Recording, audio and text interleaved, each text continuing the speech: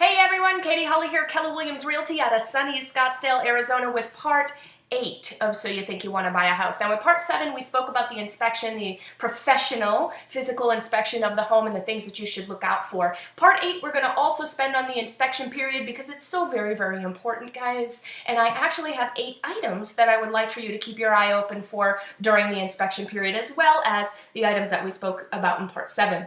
The first one, lead-based paint. Was your property built before 1978 or during 1978? You could possibly have lead-based paint in your home. You certainly want to know that if you have, especially if you have young children or pets running around. They chew walls, they chew window frames, banisters to stairways, things like that. You want to make sure that they're not going to get sick, so check that out.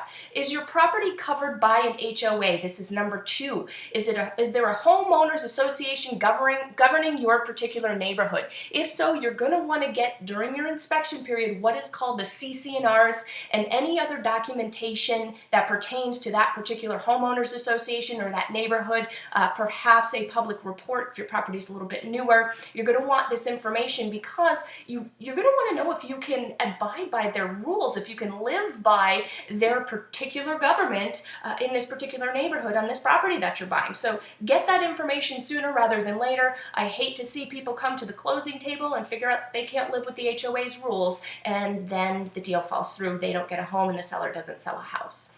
Number 3, septic or a private well. This pertains mostly to those guys out there on horse properties, out in the boonies. If you have a property that is on a septic, you're going to want a special inspection for that. You're going to want to make sure that the functionality of that particular system is up to speed. You're also going to want to get it cleaned. It's got to be cleaned for the transfer of property anyway. If you're on a private well, get that water tested. Make sure that that well is functioning properly.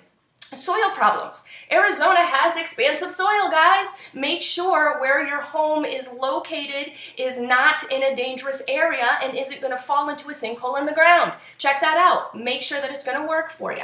Number 5, is your property on a Superfund site? Was there an old gas station on there way back in the day and your property needed some cleanup or something like that? Know the environmental surroundings of your property. Know the history of your property. Know what could be dangerous, what dangerous chemicals could be seeping into your water system or what have you. Also, is it noisy? Are you up against a freeway? Are you up against a road? Do you back a road? Do you side a road? Are you underneath, are you near an airport so you're in the air traffic path? Are you near a train so you'll hear the train every now and again? You're going to want to know this.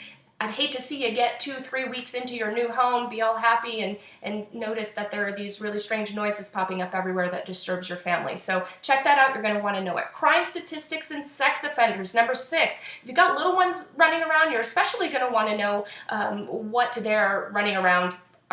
If they're in your particular neighborhood and they're out playing and, walking to the bus stop, getting to school, this kind of thing. You're going to want to know the dangers that surround your property. So check out those crime stats.